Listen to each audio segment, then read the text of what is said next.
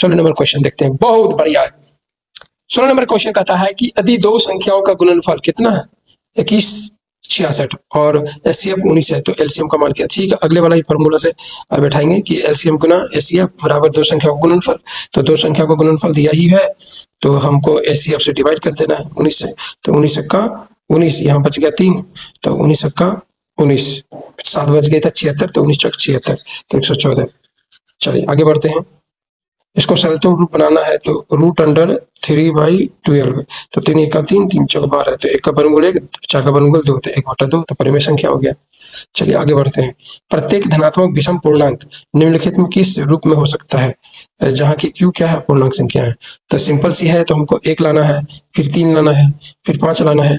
तो मान रख के देखिए, इसमें मान रखेंगे 0 रखेंगे तो 1 आएगा, और 2 रखेंगे तो हमारा 5 आएगा, 1 रखेंगे तो 3 आ जाएगा। यही है हमारा। कह रहा पाई निम्नलिखित में क्या है। पाई का मान होता है 22/7, जबकि ये है हमारा परिमेय संख्या। अब पाई खुद क्या है, अपरिमेय संख्या। चलिए देखते हैं 20 नंबर क्वेश्चन। कह रहा है कि 5005 के कुल कितने अभाज्य गुणनखंड हैं। चलो करके देखते हैं अभाज्य गुणनखंड। 5005, तो काट लीजिए हमारा 5 से, तो 1001, 1001 को हम 11 से काटेंगे, 11 9 99, 11 11, तो ये कट जाएगा 13 7 91, तो 1 2 3 4, तो 4 हो गया, 4। चलिए आगे बढ़ते हैं। चलिए दोस्तों 21 नंबर क्वेश्चन देखते हैं। 96 और 404 का एचसीएफ क्या होगा। तो यूक्लिड विभाजन से अगर करते हैं तो हो गया 404 = 96 गुना 4, है ना, शेषफल कितना हो जाएगा 20, कितना हो जाएगा 20। अब हमारा इधर हो गया 96, तो 20 चौक 80, तो ये 96 = 20 गुना 4 और 16। इसके बाद हमारा जो 16 टूटेगा, फिर हमारा 20 कर सकते हैं। 20 कैसे कर सकते हैं, इसका 16 गुना 1 और 4, तो इसका मतलब 4 से 16 पक्का है, कट जाएगा, तो 4 हमारा क्या हो गया, यहाँ पे 16 अगर दे दिया जाए तो 4 गुना 4, तो 0 आ जाएगा। तो 0 कब आया, 4 से, है ना, तो ऐसे हमारा क्या हो जाएगा, 4 हो जाएगा।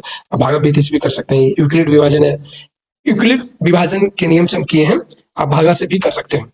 चलिए इसका आंसर क्या हो जाएगा, 4। आगे बढ़ते हैं 22 नंबर क्वेश्चन। 22 नंबर कहता है कि a = इतना, a = इतना। इसको देख के घबराया मत कीजिए, सिंपल सी याद रखिए कि जो कॉमन है उसको एचसीएफ मान लेते हैं।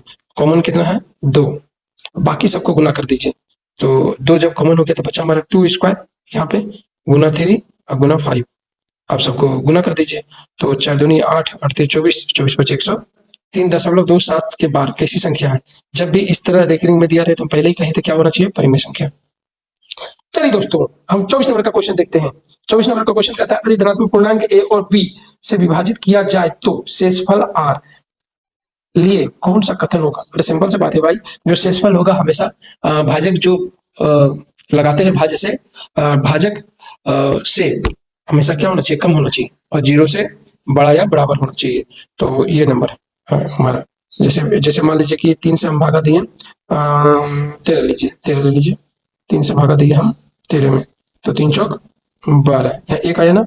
इसका मतलब कि ये दोनों, यही है r, यही है r, यही है हमारा b।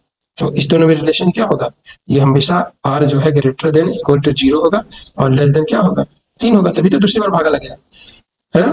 तो कौन सा ऑप्शन हो गया हमारा, सी नंबर। चलिए 25 नंबर क्वेश्चन देखते हैं। निम्नलिखित में कौन सी संख्या परिमेय संख्या के रूप में निरूपित किया जा सकता है। ये तो आप आराम से बना सकिएगा, जो परफेक्ट स्क्वायर के रूप में देगा वो परिमेय संख्या हमारा हो गया।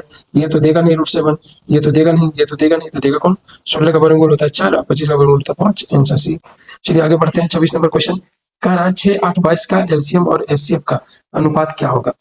तो सिंपल सी बात है, तो इसको निकालने का तरीका है 6 8 22, 2 कर लीजिए, तो 2 3 6, 2 चौके 8 और 11 दूनी 22।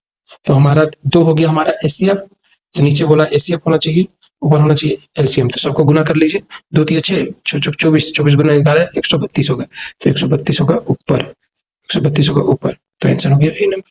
चलिए आगे बढ़ते हैं। यदि m एक धनात्मक पूर्णांक है तो धनात्मक समपूर्णांक क्या होगा। सम की बात कर रहे थे, 2 गुना होना चाहिए, बी नंबर, ज्यादा सोचिए मत। चलिए संख्या इतना का मान हल करने क्या होगा। इसका अगला क्वेश्चन भी दिए थे, a + b × a - b क्या होगा, a² - b²। तो 5 का स्क्वायर कर दीजिए और √5 का स्क्वायर कर दीजिए। तो हमेशा रूट जो स्क्वायर होगा रूट में तो खत्म हो जाएगा, तो हो जाएगा 25 -5 और जगह 20, तो 20 क्या है? परिमेय संख्या। चलिए आगे बढ़िए। कह रहा है अतिवृत्त पथ पर दो धावक एक ही स्थान पर दौड़ना शुरू करते हैं। चक्कर लगाने में उन्हें क्रमशः 2 घंटा और 4 घंटा लगाते हैं, तो वे दोनों स्थान बिंदु पर कितने समय के बाद मिलेगा? इस तरह का क्वेश्चन में हमेशा एलसीएम कर दीजिए।